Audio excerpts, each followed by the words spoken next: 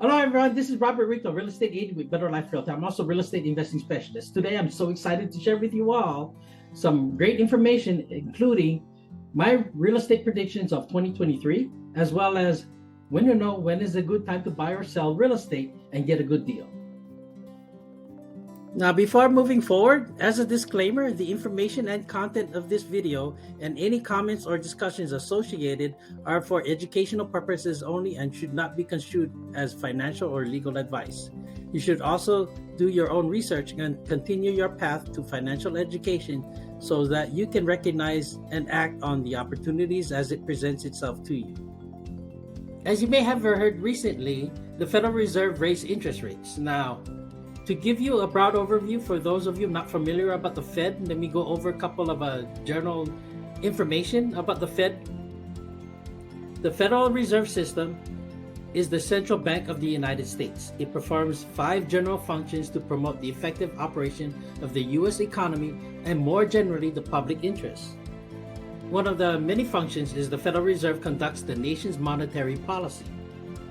You may visit the Federal Reserve website at www.federalreserve.gov for more information. Now, there's a lot of factors that affect inflation. Now, for the sake of argument and for the sake of time in this video, I'm just going to go over a couple of things about inflation and how what the Fed is doing to tame inflation. So, the inflation started during the pandemic. If you guys remember, we were in a lockdown with the COVID-19 pandemic. After the lockdown, when everyone was able to go back to work, everybody started to do things. There was still a bottleneck in the supply chain, if you guys remember that. So there was still a lot more demand than in supply chain.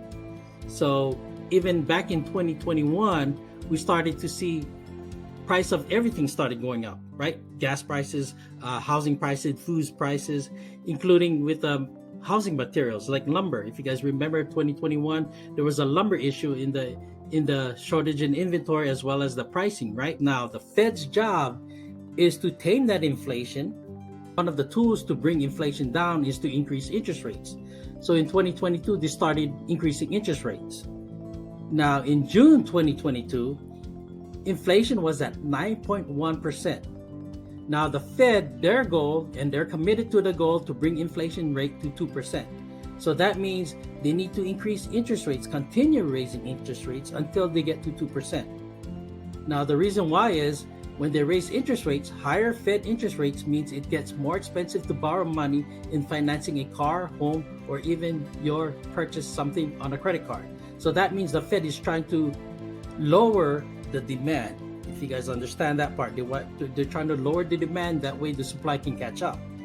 When interest rates are higher, the availability of money in the financial system also tends to shrink, another factor making it more expensive to borrow. So that's in a nutshell. Now again, there's a lot of factors involved with inflation, things like what the Fed is also tracking, like unemployment, employment numbers, things like those, the GDP and all those. You can research that, but for the sake of time in this video, I'm just going to give a broad overview what got us here for the inflation and what's causing the Fed to raise interest rates. Now, to give you context of my predictions, what's going to happen in 2023. So again, the Fed's goal, and they're committed to the goal of bringing inflation to 2%. Now, in June 2002, we mentioned the inflation was at 9.1%. In December of this year, 2022, inflation is at 7.1% inflation. So the Fed raised rates 5 times during that 6-month period. Now, just recently, the Fed announced in December 14, 2002, to increase interest rates by another 0.5 percentage points. So you can view the whole press conference of December 14th at the YouTube link. Now, in that press conference, they also hinted they are likely to continue to increase interest rates in 2023. Remember, they are committed to bring inflation rate to 2%. So they also hinted they are unlikely will decrease interest rates in 2023. Now, that means in their press conference, they also gave projections. They gave a forecast that inflation rates by the end of 2023, you're looking at 5.1% inflation. By the end of 2024, they're projecting at 4.1% inflation. by December 2025, they're forecasting a 3.1% inflation. So again, these are based on whatever data they have right now to forecast. But as you can see here, in 2023, you don't see lowering interest rates, not if they're trying to get to inflation at 2%. Now, here's my real estate predictions in 2023, and you'll get to see why. I don't see any foreseeable real estate market crash like 2008. I know a lot of people have been hearing, I'm going to wait to buy when the market crashes. I don't think so. We're going to have a market crash. I believe we are in a market correction, and it will continue to correct in 2023. Remember, we had inflation in 2020, 2021, 2022. The Fed is trying to lower that inflation rate to 2%. We are too high. We're nowhere close to that 2% goal. So the Fed are gradually increasing interest rates. So that means housing value likely will continue to also gradually and incrementally decrease in 2023. You won't probably see a market crash. Say, for example, you won't see $1 million home in 2022 sell for and drop, all of a sudden drop in value to $500,000 in 2023. I don't see that market crash happening. I believe it's going to be gradual and incrementally decrease. So housing value of $1 million home, say for example, it may be the value may be at $990,000 in 2023, or it may gradually to decrease to $950,000 in 2023 to $900,000 in 2023. You won't see a drastic amount of big swings drop in real estate value. So kind of keep that in mind. That's my predictions. So same thing with mortgage rates. It'll likely continue to gradually incrementally increase in 2023. Now, to help you support my thesis, I'm going to provide you with a couple stats. This is from the Las Vegas Realtors Association MLS stats for November 2022. So the median closing price, as you can see here, for single family market trends, single family homes, median closing price is $430,990. So that's only minus 2% versus prior month, plus 2.6% versus the prior year. For the condo townhouse market trends, median closing price $260,000, and that's minus 2.3% versus prior month, plus 8.3% versus prior year. Again, you don't see drastic prices to decrease. So again, to recap my real estate predictions in 2023, December 2022, we're at 7.1% inflation, and by end of December 2023, they want to bring inflation down to 5.1%. In 2024, 4.1%. In December 2025, they're projecting at 3.1% inflation. So throughout those years, even in 2023, that means they'll gradually increase interest rates. So again, we won't see a market crash like some people may predict. What I see, you'll gradually see housing values decrease. Not a lot, but they're gonna gradually decrease incrementally in 2023. Same thing with mortgage rates. Not a lot, but they'll start gradually increasing interest rates in 2023. So what does that mean for you as a home seller? As a home seller, you want to sell your home now and get top dollar for your home, rather than selling when home values will continue to decrease and when you will be competing with other home sellers in the market. So what does that mean for you as a home buyer? If you're a home buyer, if you're buying a home in cash, you don't necessarily have to be an investor, but if you're buying a home in cash without financing your home, this is where you may want to heed the suggestion of you may want to wait until home values drop even lower, depending on your acquisition model and objective. Now, if you are buying home using financing, however, you might want to consider your affordability and purchasing power and monthly payments in a raising rates in market. So you might want to consider buying your home now, lock in interest rates before interest rates rise even higher. You can look to refinance later when interest decreases. Now, one of my other predictions that I see coming in 2023 and beyond, we will always have people selling or buying real estate. Again, let me repeat that. We'll always have people selling or buying real estate. How do I know that? Weren't they people buying or selling real estate in this year, 2022, regardless if the market was going up? Remember, buyers were in a bidding war just earlier this year, right? Or say, for example, back in 2008, 2009 market crash, there were still people buying and selling real estate during that time, weren't they? So I know for a fact, we will always have people buying or selling real estate no matter what the market's doing. Because life events goes on, regardless of whatever the market's doing. Now, the market may have some type of influence or may have some type of effect in your life where it might be giving you some motivation to sell or buy, and they might have a direct or indirect relationship. So say, for example, because of the inflation, businesses was laying off people. Now you lost your job. You're applying for a job, but the job is in a different state. You're looking at relocating. You got to change your household income, things like those. Or say, for example, you got elderly parents now moving in with you. Now you need to upgrade your home, looking for more room for your elderly parents to live in. Or say, for example, you're getting to a divorce. Now your household's downsizing. You need to downsize. We'll always have people buying or selling real estate no matter what the market's doing. Now, in a real estate market, it's cyclical. That means one of the cycles in real estate, you could be a seller's market. In a seller's market occurs when demand exceeds supply. There are few homes for sale and plenty of home buyers in the market. We just seen that recently in early 2022. Typically in a seller's market, real estate prices increases and homes sell faster. Buyers must compete with other buyers. That means buyers will more likely than not increase their offer and or even waive contingencies to gain an advantage in the market. Buyers competing can lead to bidding wars where buyers make competing offers and drive up the price, typically above the seller initially asking price. And again, we've seen that even earlier in 2022.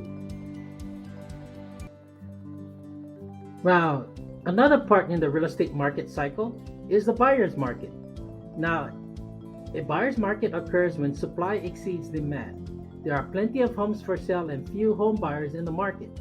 Typically in a buyer's market, real estate prices decreases and homes list for sale longer. Sellers must compete with other sellers. Sellers will more likely than not drop their asking price and or offer other incentives to gain an advantage in the market. And we are already seeing that.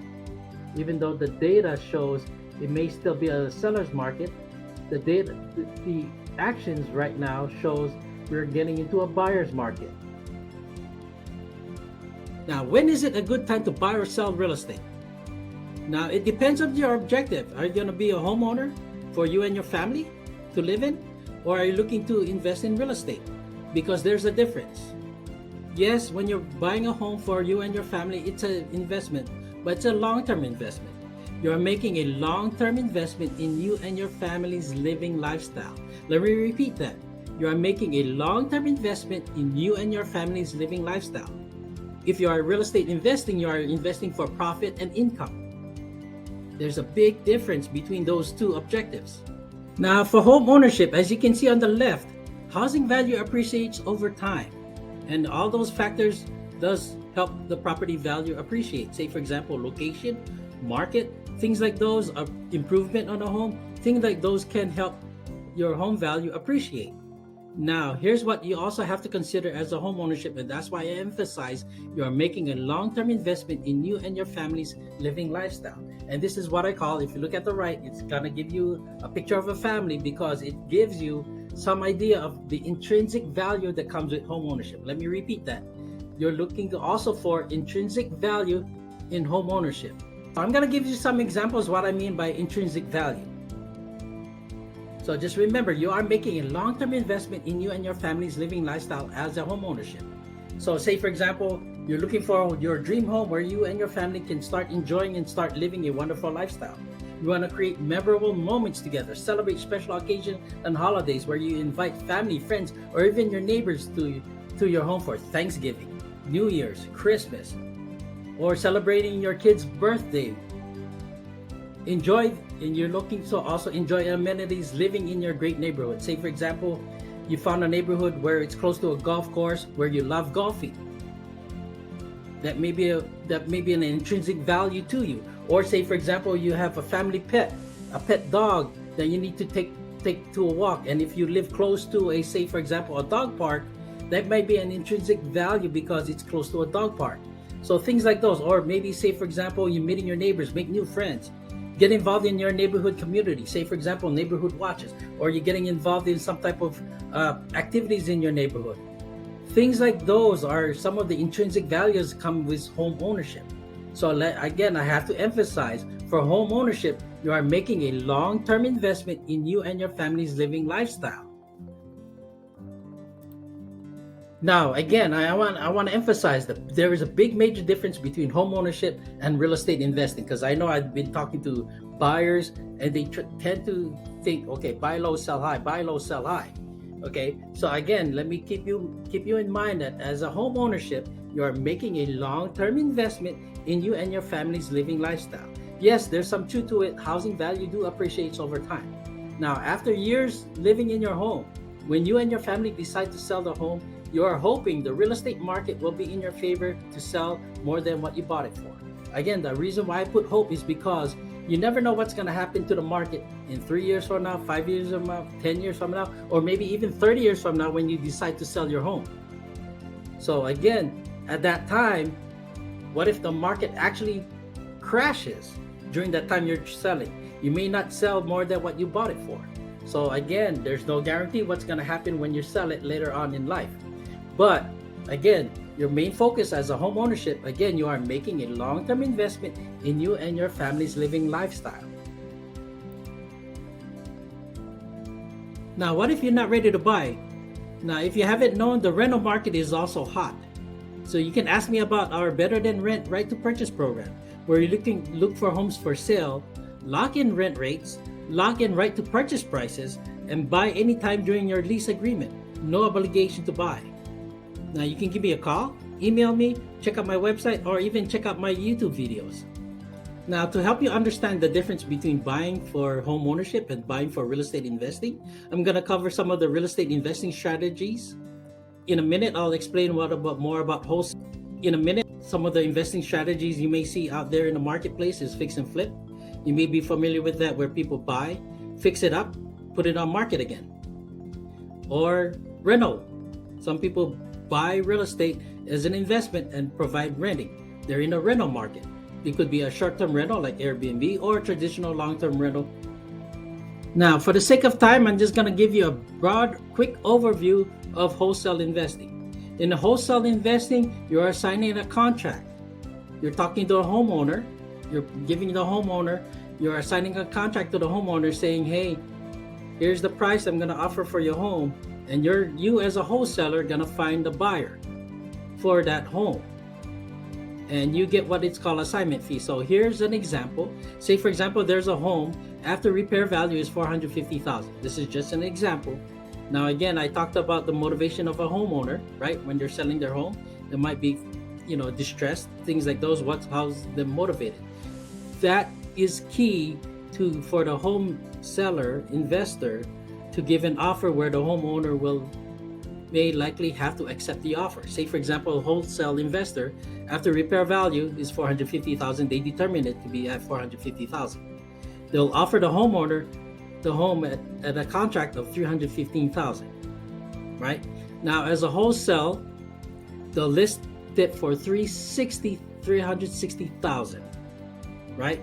Now, usually for wholesalers, they'll work with a fix and flip investor, giving the property to them, so they'll fix and flip it. And depending how good they are with a fix and flip investor, whatever repair cost they have, they'll list it for, say, for example, after repair value $450,000. Whatever's after the repairs, whatever's left over is their profit, right? And they can give it to a retail buyer. Say, for example, where they list it in the multiple listing service with a realtor. Now, a wholesale investor can also look for a retail buyer if that retail buyer, say, for example, remember, this home needs a lot of repairs. That's why they offer the homeowner at $315,000 after repair value is $450,000. So if you're a retail buyer that's willing to make all those repairs, you might be able to find that deal at that price. Does that make sense? So again, it depends on your acquisition, It depends on your need. So things like those. So again, this is where you want to see where, okay, remember, wholesale investor, remember the logger and the fix and flip investor, they want to make sure they can fix and flip the property in less amount of time, right? They're not looking for the long-term investment in this case. So just kind of keep that in mind. Again, that's why there's a difference between real estate investing and buying for home ownership. Now, for real estate investing, I'm also a real estate investing specialist with NextGen REI. We are looking to partner with homeowners nationwide, not just here in Las Vegas.